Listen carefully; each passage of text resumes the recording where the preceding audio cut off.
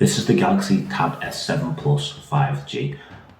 I've been using it for about 4 days now, so it's too early for a full review, but these are my early impressions. So subscribe, hit the bell button, and comment below with any questions that you have, and I'll do my best to get them answered in the full review. First, setting this thing up, I know it just literally blew my mind to look at this screen, and it is eye-searingly bright. Literally, I will damage my eyes if I keep the screen brightness on 100%. I tried it and I was squinting for days.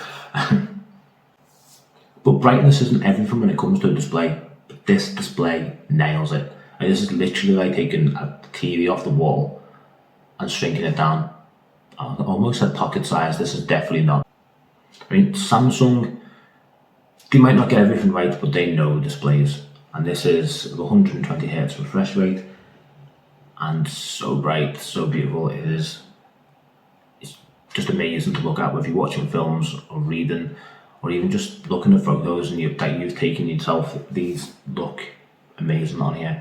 Everything just looks great. I've been working in my actual 9 to 5 day job that I do, so I haven't actually had a chance to put it through its paces in terms of battery life, but that will be in the full review. The one thing I will say is the battery is huge. So the battery on the tablet seems pretty good so far, and the battery on the S Pen, I don't think I've ever seen it less than 100%, and yes, I use it quite a lot. The downside to the battery being so huge though, it's 10,090 milliamp hours. They give you a 15 watt charger in the box, which is, it's small. I mean, that's Apple's fast charging, that ain't real fast charging. It's capable of up to 45 watts, which is 3 times faster. I'm not saying they should have given us one of them in the box, but if they give us a 25 watt charger in the box of the Note 20, and then they give us a 15 watt charger for this, it's going to take a couple of weeks to charge. Or hours, whatever. It's not a massive problem if you're charging it overnight. So the battery does last, great. I'll just charge it overnight occasionally, and I'll always be at a good percentage. But that remains to be seen. Speaking of that S Pen though, the S Pen gestures work really well. I don't care what anyone says about how useful they are useful, especially with a device this size. Trying to do a screenshot when you're doing something is a bit cumbersome. If you're writing a note or you're just going through social media, it's a lot easier to just screenshot taken and then just doodle on that rather than pressing and holding or asking Bixby to do it. Hell, never ask Bixby to do it.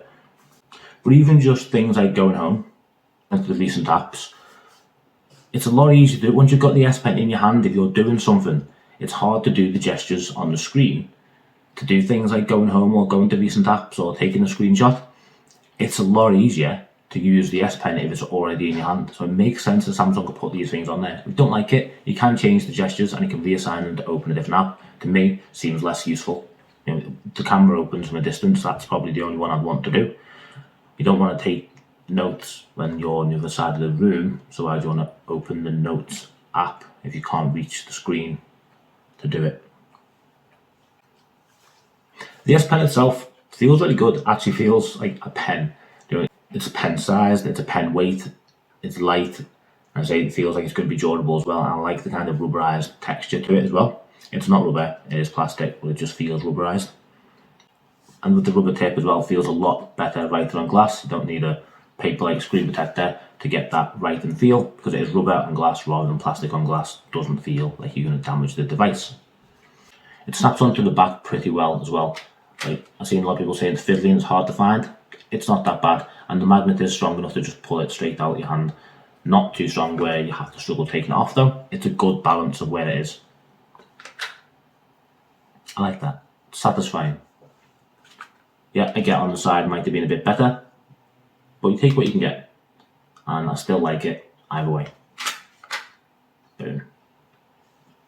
In terms of the actual use of the pen for what the pen's used for, me and Emma played a quick game of noughts and crosses, or as you Americans might call it, tic-tac-toe, and Emma noticed straight away how much smoother, in her words, and she's not a YouTuber, so it's not a YouTube cliche, the S Pen actually feels on the screen compared to her Note 9 that she's been using for 2 years.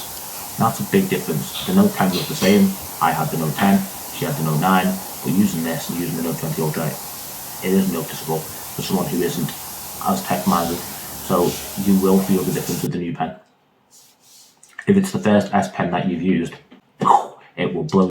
I was a little bit worried as well with using the tablet and having the pen on the back. I thought, is that going to be a bit cumbersome, a bit of nuisance having it on the back of the device, and I'm going to have to hold it or take it off and keep it safe whilst I'm using the tablet. But honestly, flat down on the desk, it looks good, propped up just at half an inch.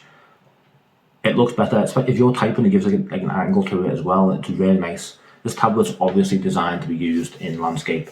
That's the best position for it. But even holding it that way, it's not too bad to use for long periods of time. It's light and it's comfortable in the hand. Pinky finger under, just like it's a big smartphone. And yeah, I could read on that for a few hours.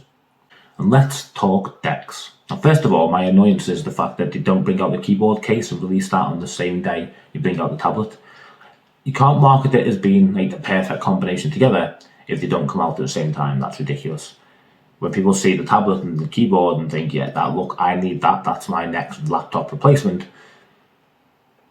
But they have to put up with just having the screen part of the laptop without the keyboard for the first weeks or even months. I don't know when it's going to release. I will be getting a dose, so stay tuned, and I will be reviewing that as well. However, that said, for less than say £20, you can get yourself a pretty decent laptop or computer replacement using this, a Bluetooth keyboard, and a cheap little stand, and it instantly goes from oversized phone to fully functional PC-like experience. And that's amazing, right? Whether you're going to use it all the time or not, it's just amazing that it has that there. Yes, we have decks on the phone, but this is something else. Like I say, it's taking it from a large media device to a fully functioning computer. We can actually use it as a workstation. How is that not amazing? So far, I'm exceptionally happy with this. I can't wait to share my full review with you. One person did ask me in the comments of my unboxing video, what's it like for fingerprints? You can see on there, it is pretty good. It hides everything pretty well.